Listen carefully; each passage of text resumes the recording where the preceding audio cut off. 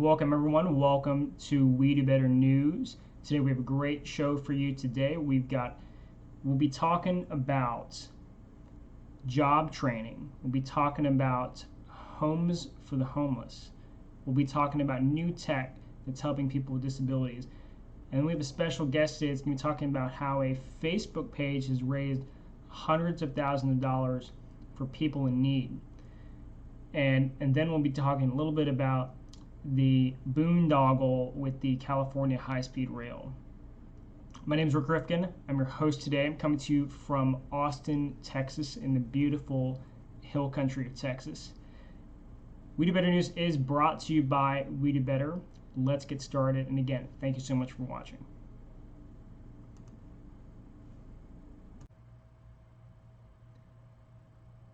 Now, as you all know, it's very important for those who may be living on the street, who are homeless, for them to have a roof over their heads. And a nonprofit in San Diego by the name of Amicus has created an initiative. And as you can see here, there's a photo of a cabin that they've been building. They've done this in conjunction with another organization called Tree Cycling, another San Diego company. Tree Cycling does prefabricated tiny homes and things like that. And what they've come up with is a design that laymen can install and erect and set up for people. And so in the photo here is an example of Amicus with their team at a local church in San Diego putting up an example home. And these homes are meant to be emergency shelters and short-term housing for the homeless, particularly single women with children who need something transitional, because that can be very important, and it can be very, very disruptive to people's lives if they cannot get housing on time or if they can't quite afford it in that moment. And I'll show you a photo now of what these installations look like. This is a different example in, I think, Seattle or San Francisco, but these installations can also be quite permanent because they are properly waterproofed.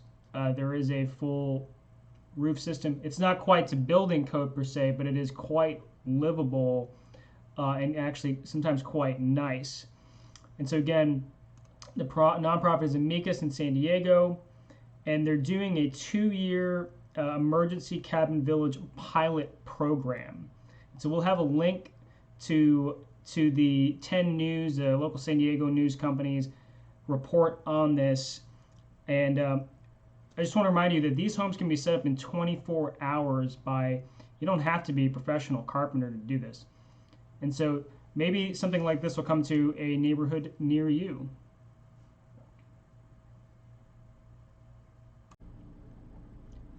There's a company in Philadelphia by the name of PC Catering.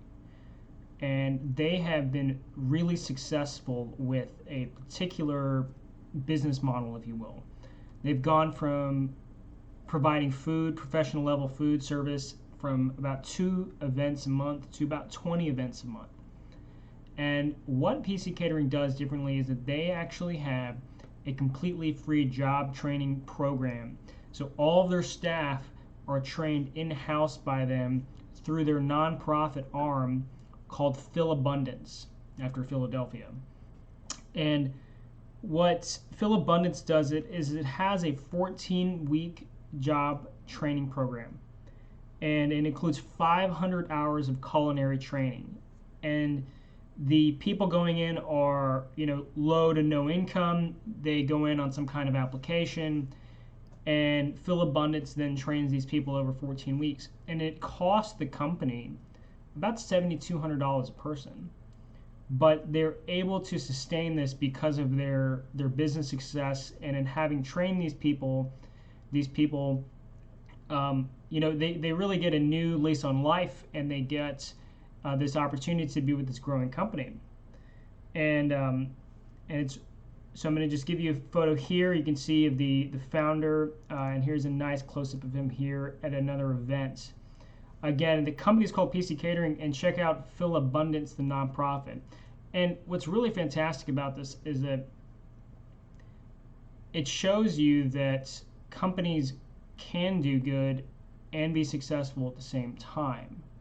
And things like free training, they're not common, but they pay off when they're done right. And it's paid off for PC Catering and its staff. Tech giant Google has recently launched new technology, but has not introduced it necessarily to the general market, but has been introducing it to help people with disabilities. Now, the first thing I want to talk about from Google is this mini speaker that they are giving away. They promised to give away 100,000 home mini speakers, and they're doing this in conjunction with the Dana Reeve Foundation. And the mini speakers are similar to Amazon's Alexa. You can hook it up to certain functions in your house. You can hook it up to your phone, and you can turn off and on light switches. You can turn on music.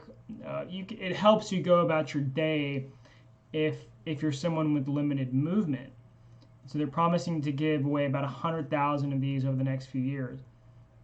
The second thing that Google is doing is that they have worked within their accessibility drive of 2019. They have worked to create apps for people that are hearing impaired and sometimes deaf.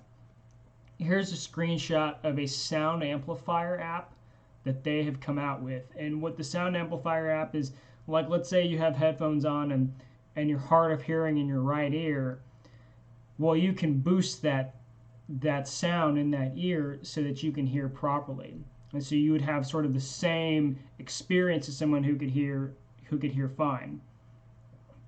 They're also coming out with, for example, some people, while they're hard of hearing, they are able to speak, although it is generally difficult for people that are not around them every day to understand them. And so while they mostly hear themselves sort of through the vibrations of their throat rather than how we hear ourselves usually, we actually hear ourselves. And so there's an app now that Google has created to transcribe what some of these people are saying. And also the other way around. So basically it was a live transcription of whatever's happening. And so whether you understand the person or not, or hear the person or not, you can tell what the conversation's about. You can see what's going on. And one last thing, and we'll have a link to this.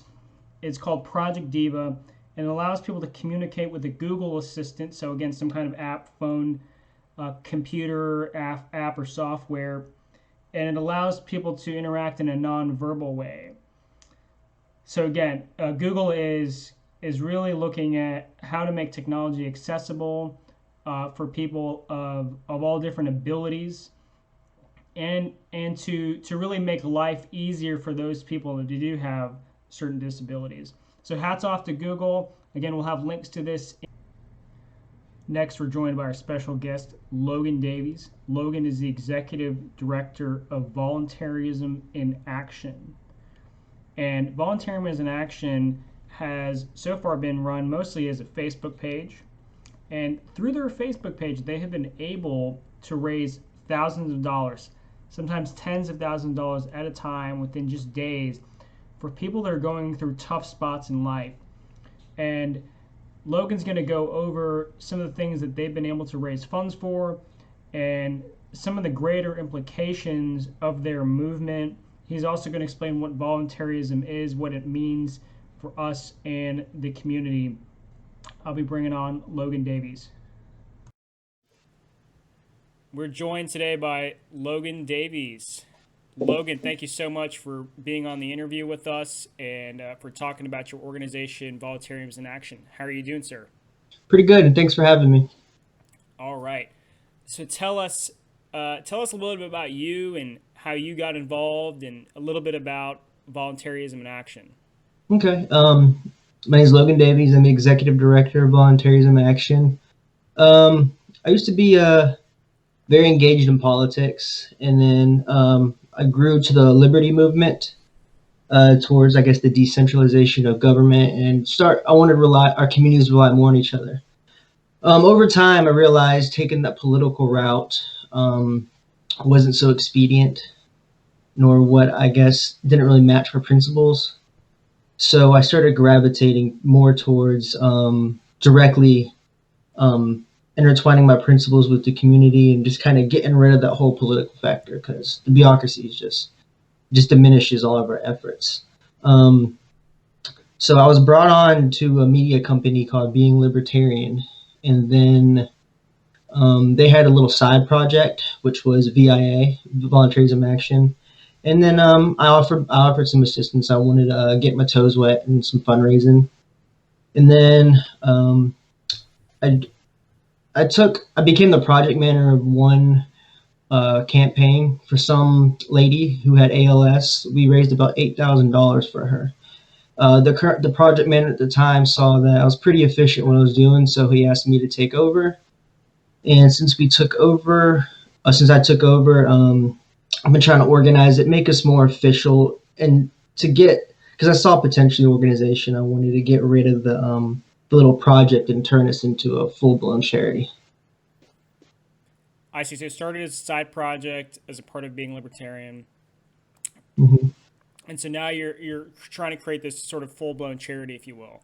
Okay. Yeah. And what for people listening, what is voluntarism in a nutshell, and why should we pay attention to it? Voluntarism essentially is the notion that all human interaction should be voluntary, and any action that is coerced or if there's a third party that enters in the situation, um, it should be illegitimate. Coercion should not enter into a voluntary transaction, and all parties involved in the interaction should offer consent. So how does that play out when we're talking about services for human needs? There's this tendency for humans are naturally sympathetic. So what a lot of people do is they call the government to action to institute state welfare systems such as welfare, food stamps, universal health care, all that stuff. And that's fine if the people who are funding it voluntarily are okay with their money being directed to those things. And if it's not, we find that immoral to rob Peter to pay for Paul. So we think that not only is it immoral, it's also inefficient. A lot of the times, um, like for instance, the poverty rate has been minimally fluctuated, even though we've over quadrupled government spending on poverty, and there's little results for it. So we think that we as a community should empower ourselves and join hands, step together, and take care of one another voluntarily, offering assistance with goodwill and compassion instead of being forced to help others. So basically, the idea is that we want to help people directly, not in a sort of centralized, roundabout. Okay, we'll give a third of our money to the government and see if they sort it out. Let's handle this directly. Is that kind of the Yep. thesis? Hmm. Great, great. And so tell us about some of the things that have happened inside Volunteerism as an Action and some of the projects that you guys have taken on and some of the people that you've helped. Okay. Um, since the project started, I think it was 2017. We've raised over $130,000. Every penny has directly went to the recipients. Um, there were various causes. We paid for a roof for a missionaries church out in Africa. We paid for the surgery for a newborn who had two club feet, couldn't walk. We paid for her surgery. We sent her to the one of the best surgeons in the country. Um, there was also a little girl named Tegan. She needed a kidney. We were able to raise $25,000 in 3 days. We were able to fund that, and her surgery was a success. Um, and just this year, we've ran about 7 or 8 campaigns. We've raised about $40,000. Some notable ones are there was a young lady named Kyaria. She from humble beginnings, small town Mississippi. Not many people make it out of there successful. So Sorry, she make it out of where? her small town in Mississippi. I'm Oh, not sure okay. what the city was called, but not many people made it out. But she made it out, and she was gained admission to a prestigious medical school. and she had very good grades her first semester, but then she found that the grants and scholarships she was given, there was some bureaucratic issues in the financial aid office, and they said, "Look, we need 9 grand within a week or two, or we're gonna have to not let you go this semester." So we decided to all get together and raise about $9,000 for her to stay in school. So we funded her tuition. Um, there's a company called Growing Garden, a nonprofit named Growing Gardens, based out of, I think it's Longmont, Colorado. They focus on gardening, so the needy and the elderly can be self-sufficient. So we thought that kind of aligned with our views, because although we do like to help people, we also by offering charity, we also like to empower them so they can learn to take care of themselves. What else have we done? There's a few medical causes we've had. There's this a lady named Jennifer. This is our last one that we've done. She ran into some financial issues. She was diagnosed with breast cancer. She's only 26, has a few kids. We were able to raise about $3,000 or $4,000 to help her pay some household bills so she could focus on her family and beating cancer. I guess those are some of the notable things that we've done this year. Got it. And how are people getting a hold of you guys, and how are these things getting on your radar so you can actually raise the money for them? Um, Surprisingly, I guess social media is it's a powerful tool. That's why we put a lot of focus in it lately. Our inbox is flooded with causes. It's actually like one of the most depressing inboxes you'll probably ever witness if you were to take a look. Yeah. Every day we get about 3 or 4 of these amazingly sad stories, and we have a very small team of only 4 people. So we do our best to address as many of them as we can. But usually we consult one another and try to see which is the most urgent at the time, and then we reach back out to them, have them fill out a form. They provide documentation showing that it is a legitimate need. Um, so we do that. We try to run 1 or 2 of those. We adopt those. That's what we call it. We run 1 or 2 of those a month. But on our break period, we have we have a little community. There's about 800 people in it. And so what we get them to do is we have them scour the internet to find causes or people they may know who need help. So we tell them to introduce it to us. So what we do is we get about 3 or 4 of those, and we post them daily, just so we can get them some exposure as well. Got it. Got it. So kind of like people this is on the Facebook page, right? People Yep. will send a direct message to Voluntaryism in Action. You and your team see it. You guys kind of screen the messages to the extent you can, contact those people, verify, and then have your community kind of blast this out Yep. to the extent they can to get money, to raise money. Okay, Mm-hmm. so it sounds like you guys obviously need a lot of help. You Yes. obviously can't process all of this and effectively fund all of it with just 4 people. Mm-hmm. So you've got that going on, and what do you think is the next step for Voluntaries in Action? What are you guys looking to do next? I'd say right now, since the digital fundraising, it's efficient. It works. Obviously, everybody's on social media. The data shows that social media is one of the greatest means of businesses becoming successful, and our success is helping others. So we're gonna remain our focus on that. We're trying to build a team now. We're trying to get people with various skills to join us, help us out. Um, we also were just approved to be a 501c3 public charity.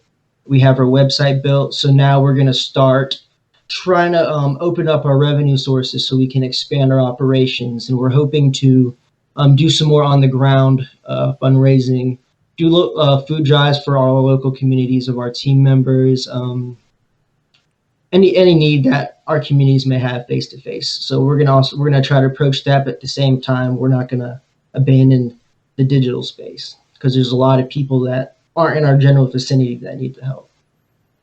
Got it. Got it. And you told me offline that you guys are looking to launch a website? Yep, that is viaction.org, viaction.org. It should probably be up tomorrow.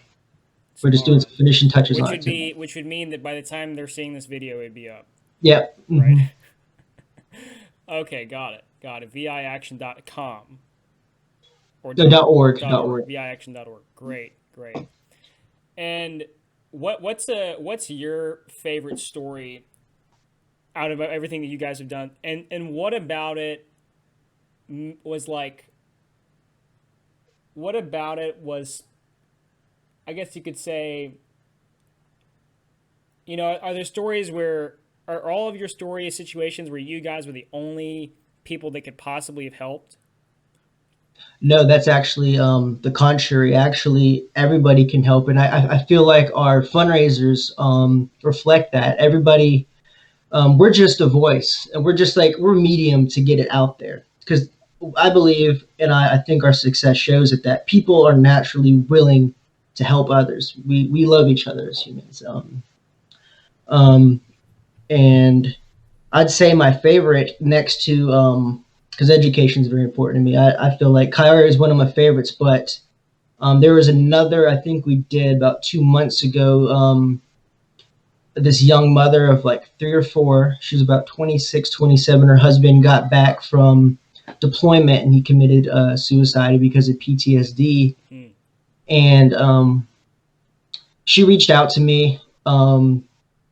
She wasn't really asking for a whole lot. She was asking for a little help, but I'm like I decided to try to raise about I think it was $10,000 for her. And what was surprising to me is a lot of people in the liberty movement are anti-war, including myself. Um, but and a lot of them can't differentiate the difference between I guess the whole war and then the negative aspects that come when the soldiers get home. So they were able to kind of displace their emotion for it and see that there was a mother in need, and she had nothing to do with all the political partisan nonsense.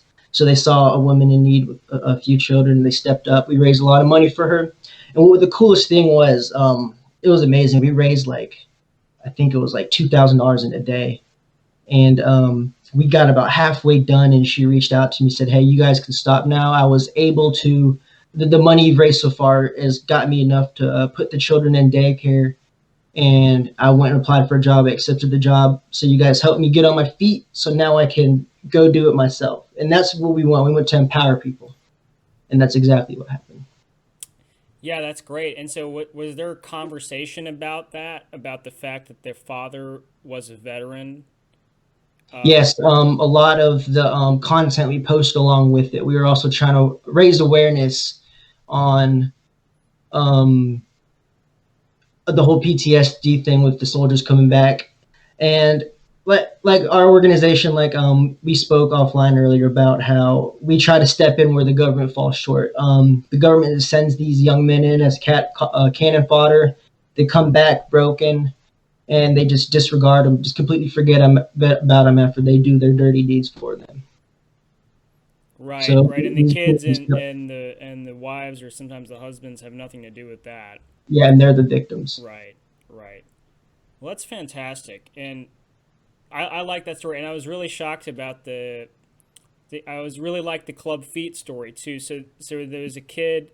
Um, was it right after the birth? How long after the birth was that? Um, I think after she was born, I'd have to speak with the gentleman, and that's actually a cool point. I'll get to that in a second. I have to speak with him, but I think right after she was born, the doctors noticed, and then they tried a few things, it didn't work, so he reached out to us, and then we helped him out, and I think I forgot. I think they sent her to Boston or something, but they did something with her legs. I don't know. I have no idea about medical Right. stuff. I'm good at economics. But yeah, it was pretty short after birth. I know she was still an infant when everything went down. But the cool thing is, the father, he saw the power of what we were doing, right? And now he's on our team after he saw like Oh, how okay. how Great. amazing it is. So he actually works. His name is Justin Glassman. He actually works as the assistant director now because he's been dead. He's been next to. The California High Speed Rail Project is coming to a close. and it's coming to a pretty big, hairy, expensive close. And I want to get into some of the items on that, and I want to compare it also to what we see out in the real world, like air travel and whatnot. So just to get into some of the details, there was an audit done by the state of California as well that I will have a link to in the show notes again to discuss this, because I'm going to be pulling some statistics from the government of California's, from the horse's mouth, so to speak. And so the high speed rail project in California came into law in 1996 with the Senate bill, and the initial business plan was launched in 2000. And so the original Los Angeles to San Francisco high-speed rail plan has been killed this year in 2019.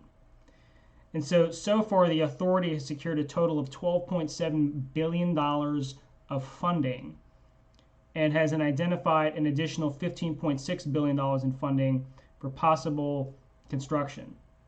Now, that's a lot of money, and that's way, way beyond their initial budget and way more than California can raise or pay for.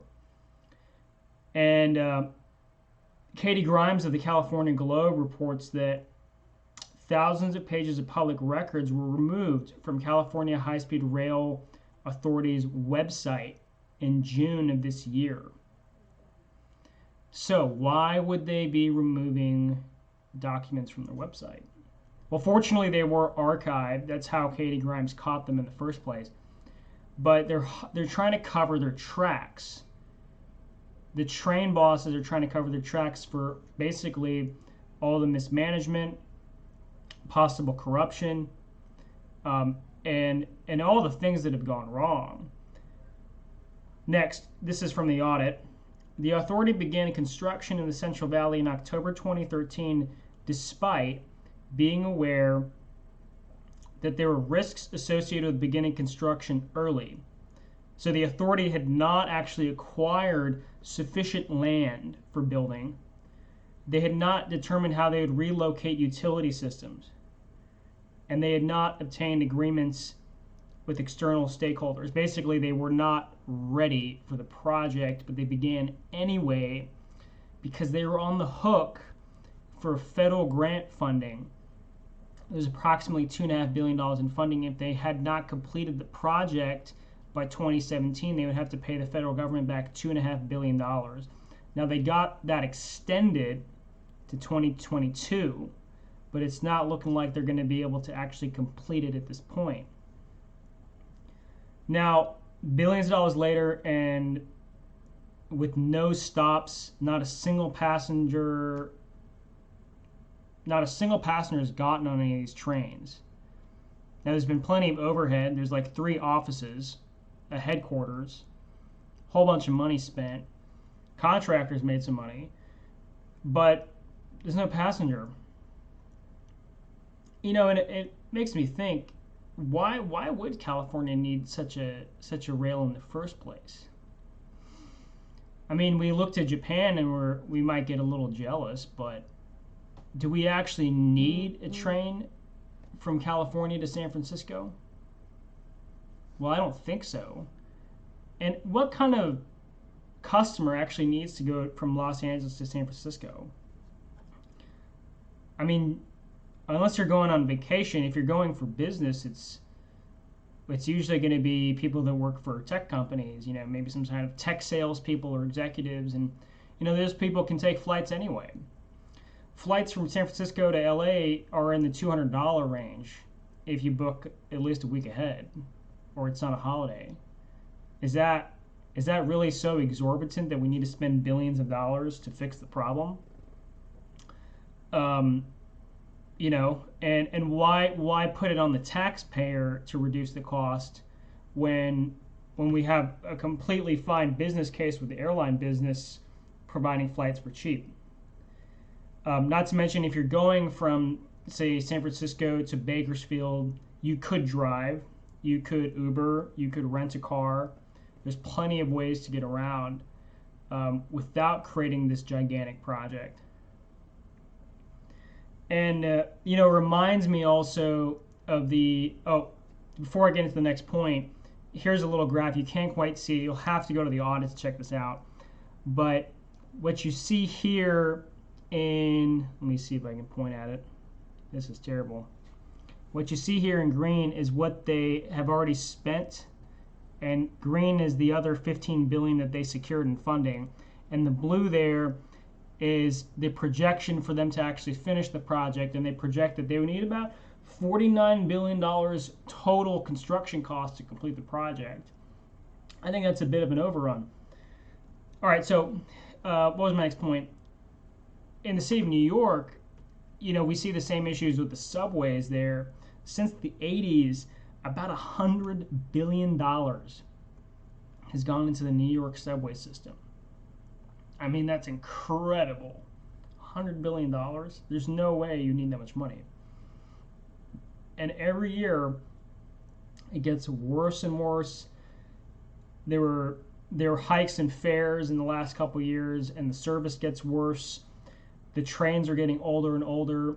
The Metro Authority in New York actually says that they won't be able to fully update their system for another 50 years. That's what your tax dollars are going to if you live in New York. And what your fares are going to. I mean, monthly fares are over $100 a month if you get a monthly pass in New York. So, look, it's apparent that the government can't hold itself to account, right? So you have this high-speed rail authority. It gets audited by the state of California, and the state of California's audit basically says we need some accountability programs. We need some more checks and balances. We need some more oversight. Basically, they're saying if we just throw more bureaucrats at it, it should be okay. Well, no, man. It's not okay. You need to fire.